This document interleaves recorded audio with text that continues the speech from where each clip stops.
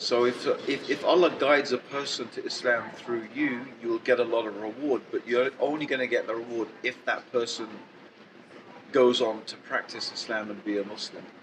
So as long as they are praying and they're fasting and they're doing all those acts of ibadah, you actually share in that reward without that person's reward being diminished.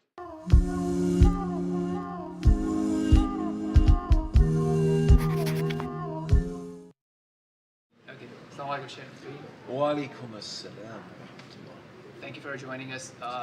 Wanted to discuss a few things. So, alhamdulillah, we've been benefiting from the Go-Raps trainings, the whole Dawah model, and having lots of conversations, chats, and a lot of Shahadahs over the last few years.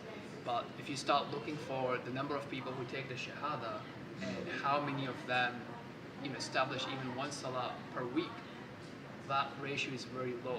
So, and that's become sort of a concerning thing. So the idea is that what can we start doing from a mindset perspective and from an action perspective to increase the retention rate, if you will.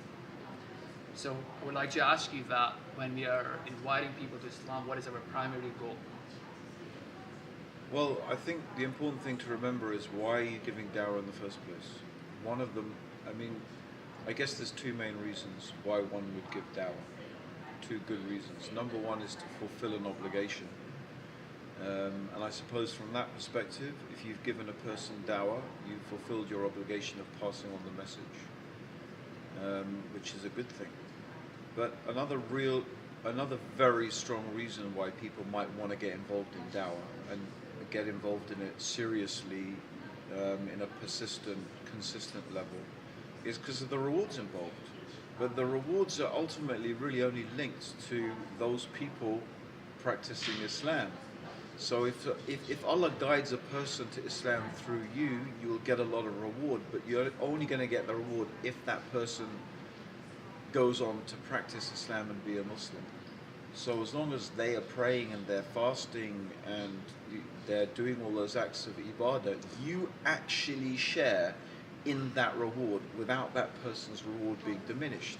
So you have a real interest, a self-interest in protecting your investment, because you've invested a lot of energy and a lot of time, and actually a lot of people often have invested their energy and their time in producing the literature and all the stuff that goes to supporting the dawah that you're giving.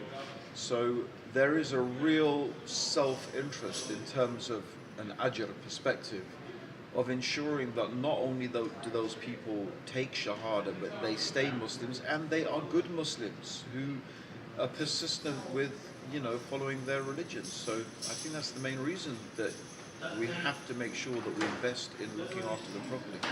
Great. So also if you take it back to the prophetic narration and doing dawah with ihsan and the Quran Sunnah is that you have, as the Prophet ﷺ explained to Mu'adh radiallahu anh, that if they accept the tawheed, if they do the shahada, then you tell them about the salah. Would that include following up and facilitation so that you encourage them to come to the salah and increasing their iman as to why they should pray and what's stopping them from prayer? Well, I think, look, the environment in the time of the Prophet ﷺ, when Mu'adh ibn Jabal was sent to be a governor of Yemen, was the situation of Muslims being the ruling power there. So obviously, Mu'adh had a type of authority, and there was a sort of, you could say, an aura where Islam was being established and practiced. How that's going to apply for us in the West or people who are giving dawah in not an environment like that's going to be different. So, but yeah, the general principle is still the same, is that that's what we want people to do, and that, without doubt, is the next most important thing. Look, when, like I say, back in the days when I first became Muslim and I started to give dawah, some things were like what we call no-brainers for us. It's not something we thought about or planned it, we just did it. What was the point of us giving dawah if we weren't going to look after these people afterwards? So it wasn't, for us, it was like when a person became Muslim or they took Shahadah, that was the end of it. We weren't out there in Speaker's Corner giving talks and lectures, and that was it. Someone became Muslim, now our attention focused to that person. Or if there was enough of us, then someone would look after that person, take them off, take them to the mosque, teach them how to make wudu, and then we would be in touch with that person to support them. So by and large, generally, I don't remember that from the people who took Shahadah, we lost that many of them. Sure. We tend to be, in touch with them and support them as much as we could. And I guess if the reason why they didn't persist is because they didn't want to, not because there wasn't a support system for them. And I think that's the main thing we have to make sure. It's okay, if they don't want to follow Islam because whatever they find it too difficult or whatever reason, I mean that you can't. There's only so much you can do. But if we are failing to provide the support that they need, then that's something we should worry about, because we should worry from the perspective that maybe Allah is going to ask you about that on the Day of Judgment. Great. So when you say support, do you mean that handing out your card to them and saying, hey, I'm here, call me, or just like how you reached out to them when they were walking? It really depends upon the culture and the circumstances. There may be a country or a place where that's all you need to do. And it depends on the dawah as well. It depends on how thoroughly and effectively that person has had Islam explained to them, and to what degree and to what level. And we've had all of these things. And when we started iERA, we've gone through so many experiences. There's an example of where we're giving dawah in a university. The brothers went through the whole go route. They gave him the dawah. The guy loved it. He said, "This is great." He took his Shahadah. And then the brothers were saying, "Okay, let's go and pray." And he said, "Prayer? What do you mean?" It was some French guy. And he was saying, "Prayer? What do you mean prayer? What are you talking about?" And he just literally thought it was some philosophical idea that he was accepting.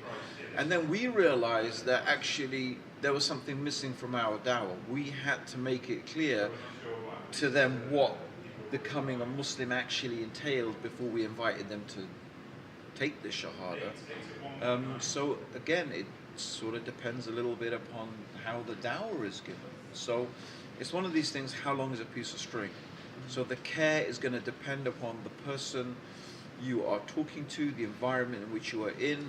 The main thing is that you do need to have something in place, whether it's handing a card. That might work for some people. For other people, it may be you have to hold them by the hand, take them to the mosque. You might have to stay with them for 2 or 3 days.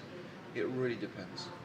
What do you think about the importance of continuing to talk about Allah? As we were talking about at the retreat sessions, to know Allah, that will encourage you to worship Allah, to love Him. Yeah. So there's only so much you can say in so much time, right? There's some things that is only going to happen after time. Look, we have a saying: you can lead the horse to water, but you can't make it drink. And at the end of the day, dawah is invitation.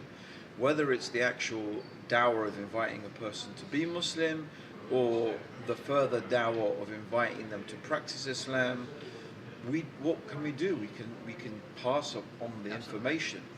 But it's the same with the brothers and sisters in the retreat. If they're not going to take the time to make the tadabbur, and to make that deep reflection, that transformation is not going to happen. They have to do it. You can't do that. It's like I always say, it's like you can watch someone in the gym. It's not going to make you any fitter. You have to go there and lift the weights yourself, right? You have to do the work. People have to do the work themselves. So. Great. I think you mentioned 2 important points: dawah to the Shahadah, and then dawah to the implementation of it. From what I've seen around my end, I think in a lot of dawah teams is that the second stage is always usually lacking. So you do the dawah to the Shahadah, and you wouldn't. A lot of the du'as wouldn't worry too much, or would not invest a lot of time in explaining the importance of now walking the path to Allah, as opposed to not just recognizing it, but to walk towards it. And to facilitate it, right? I mean, you can do certain things like a follow-up call, like let's meet once a week to maybe read a few verses or do tadabbur together, or to know about Allah subhanahu wa ta'ala, just like how you invited them to the Shahadah in the first place. Yeah, I mean, this is something we've struggled with even in iERA, and it's been part of our ethos from the day one. When we started iERA, from the beginning, it was our ethos that we're not just about dawah. We are about making sure that the people who we give dawah to are looked after, and as much as we can keep them on the deen. And we talked to other organizations who had been involved in dawah and who were well known for street dawah. And what we got from them was the key was education. The main key to keeping people on the right path is educating them. You didn't really need to make sure they had jobs and housing and pamper them and take care of all their psychological counseling. It's not. The main thing was if they learned their religion and you gave them that space to learn their religion, then generally, nearly always they stayed upon the deen. And it's failing to provide, and that's what we try and do. So we've almost, I could say, limited ourselves to making sure that that's something we can provide, because in other ways the needs of a new Muslim can be unlimited, right? And I mean, I suppose if one has that financial viability, well, meet as many needs as you can. But from our perspective, that's what we've chosen to focus on. So that's why we have the retreats, really. Not just that, but we have the step-by-step course. So we have things in place that our du'at on the street should put those new Muslims into that system of education. So the first thing they do is when they get Shahadah, they should get a welcome pack from us, and a welcome pack contains information on how to pray, 99 names of Allah, a translation of the Quran, a small seerah of the Prophet sallallahu alaihi wasallam, a CD on how to pray. I think Husn Muslim maybe it has as well. So it has that. It's like a little mini library to get them going. And then it is supposed to be that they are followed up with regular phone calls and meetings and so on and so forth. Fantastic. I really liked your horse example because as you mentioned about the water, right? Yeah. So I think with the education and the retreat, to me that's like the existence of water, right? So resources are in there. But you have to, and I have lots of examples of that where people were given the boxes and the material and the links, but then there was nobody to lead them to the water. So even in this retreat, I met a few brothers that were really transformed by the retreat. Yeah. But if I asked them, like, how did you come to the retreat? There's usually someone who actually reached out to them in person. Yeah, for sure. So it's basically having this, as you said, like having that sort of follow-up and support system. I think that's a good note to end that. And hopefully the du'as and the teams would take the initiative to think about how the results are coming in and what can they do to save their investment and protect the investment and grow the investment. Just one thing, bro. The best thing is to use your communities, and this is the reality. Local communities need to get involved. To set up your own support network is just way too resource intensive. There are masjids, there are communities. New Muslims need to be integrated into those communities, and those communities need to take responsibility for looking after them and caring for them. Fantastic. Jazakallah khair. Thank you very much.